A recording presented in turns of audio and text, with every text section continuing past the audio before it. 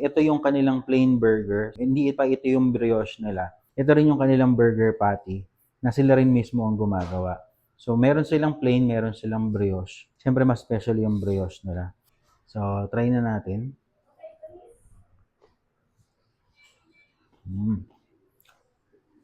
Para sa akin kasi malaki talaga yung factor sa sarap ng burger.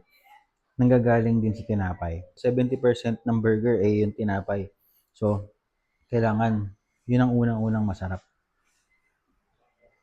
Tsaka yung lambot nila. Ganito rin yung ginagawa nga nila. So, tama. Talagang nami-maintain nila yung quality ng mga burger buns na ginagawa nila. Ngayon, ito naman yung kanilang bagong tinapay. So, ito yung kanilang Spanish bread. Bukod dun sa mga burger buns at ibang mga gamit sa business, meron din silang itinitinda pero mostly per order yung ginagawa nila. So, syempre, titikman natin. Ang laki ng Spanish bread nila actually. Halos isa't kalahati o doble ng mga nabibili natin sa bakery. So, try natin ito. Ganda ng laman. Ang lambot. Ayos. Sarap eh, pag maluto.